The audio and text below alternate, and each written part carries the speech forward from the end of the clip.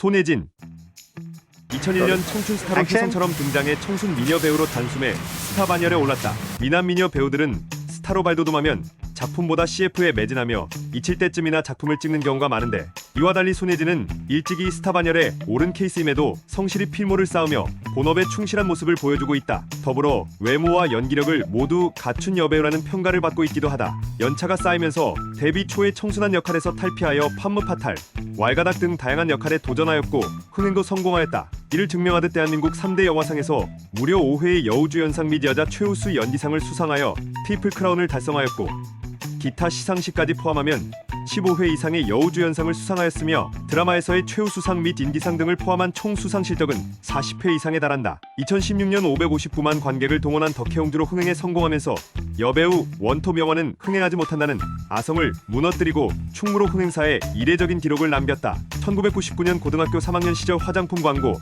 꽃을 든 남자에서 김예수의 보조 모델로 출연하며 연예계에 데뷔했다. 잠깐인 순간에도 청초한 매력이 드러난다. 고등학교 3학년 시절 현 소속사 MS팀엔터테인먼트 김민수 대표를 만나게 되며 배우의 길로 들어선다. 당시 김 대표는 황신혜, 심혜진, 이미연 등 토묘 배우들의 매니지먼트를 맡고 있었다. 손예진이 아역으로 데뷔하기엔 조금 늦었고, 아역 이미지를 심어두지 않기 위해 고등학교 졸업 후에 연기를 시작하자고 제안했다.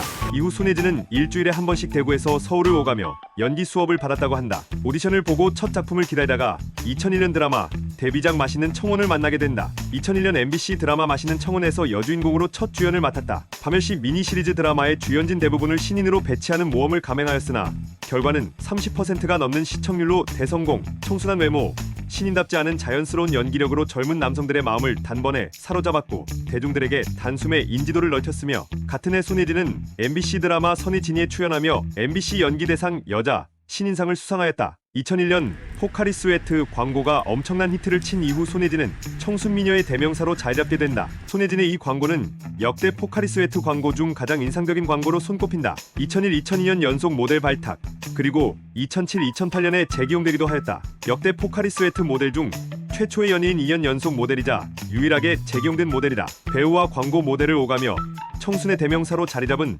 손예진은 2002년 임권택 감독의 영화 취화선에서 이응원의 여동생이자 첫사랑 소은 역으로 출연하며 스크린에 데뷔했다. 취화선은 제55회 칸 국제영화제 공식 경쟁 부문에 초청된 바 있다. 이후 2002년 영화 연애소설, 2003년 영화 클래식과 드라마 여름향기, 2004년 영화 내 머릿속의 지우개를 통해 청순미녀 배우와 멜로퀸의 타이틀을 거머쥐며 톱 배우의 반열에 오르게 된다. 특히 클래식과 여름향기는 아름답고 압도적인 리즈 시절 미모로 길이길이 회자되고 있다. 클래식과 내 머릿속의 지우개 모두 영화 전반부의 로맨틱 코미디 분위기와 중후반의 멜로 분위기가 엄청난 대비를 이루며 슬픔을 증폭했는데, 젊은 배우로서 소화하기 어려운 연기를 완벽하게 소화해내었고, 클래식과 내 머릿속의 지우개는 한국 멜로 영화들 중에서도 명작으로 꼽힌다. 2005년 허진호 감독의 영화 외출에 출연해 조심스럽게 상대에게 빠져드는 절제된 연기를 보여주었다. 당시 한국에선 흥행에 실패했지만 일본 등 아시아 7개국에 동시 개봉되며 평균 이상의 성과를 거두었다. 특히 일본에서는 300만 관객을 돌파하며 흥행을 거뒀다.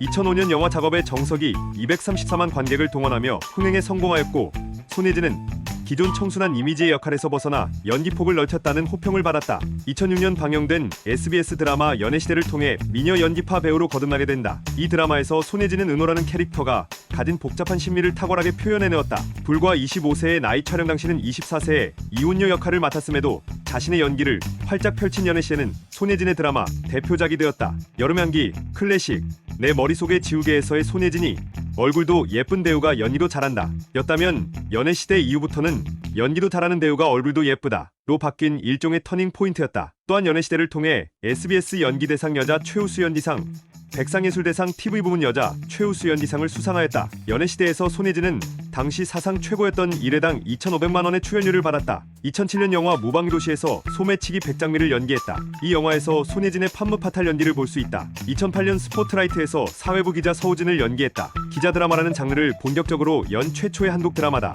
로맨스 없고 현실에 비치는 뉴스와 그 안에 감춰진 기자들의 고충, 악재, 기자의 생명과도 같은 기사 하나하나의 사연을 드라마로 표현해서 호평받았다. 다만 9회부터 극 전개의 부담을 느끼고 건강이 악화된 작가의 하차로 인해 작가 교체 파동을 겪어 배우와 스탭들의 고전이 많았던 작품.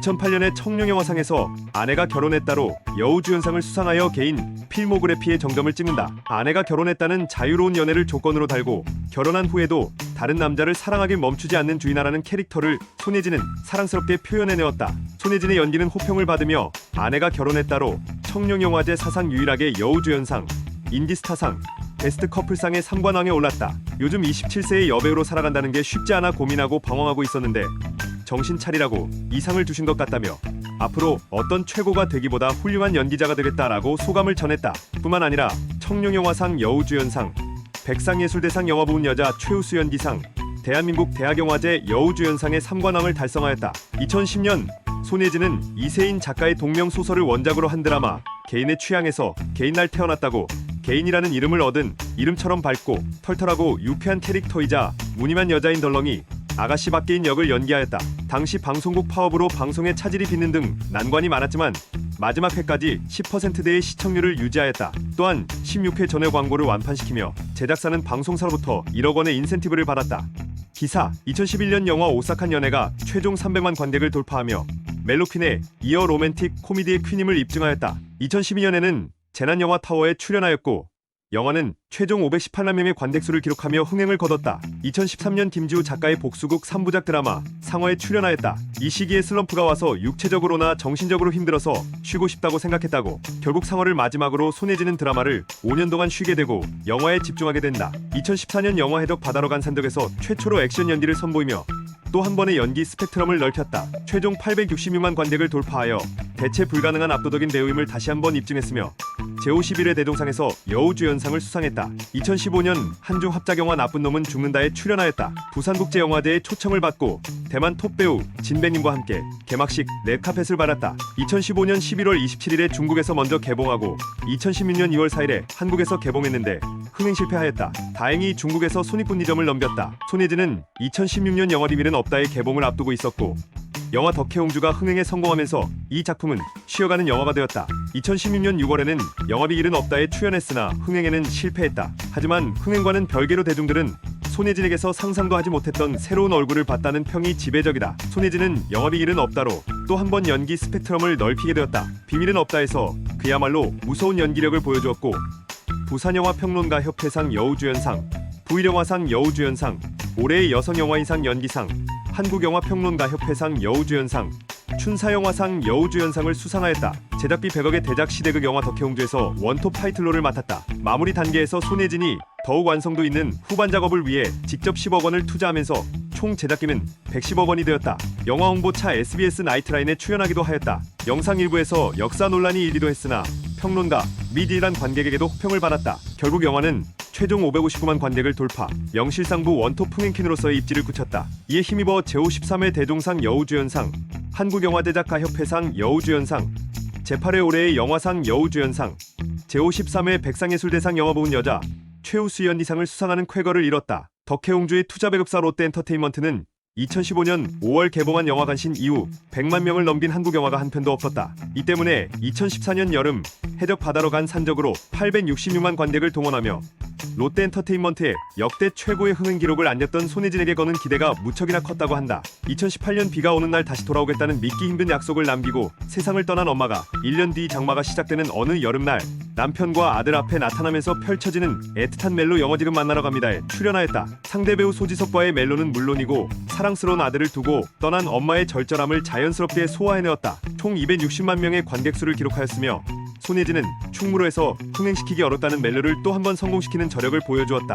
비슷한 시기에 드라마 밥 잘 사주는 예쁜 누나가 방영을 시작하여 멜로 영화와 로맨스 드라마가 동시에 성공을 거두며 멜로퀸으로 화려하게 귀환했다. 밥 잘 사주는 예쁜 누나는 연상연하 커플의 현실감 있는 연애를 그린 멜로 드라마로 호평받으며 최고 시청률 7.3%를 기록했다. 드라마 종영 후밥 잘 사주는 예쁜 누나 배우 및 제작진들과 일본 삿포로 포상휴가를 다녀왔다.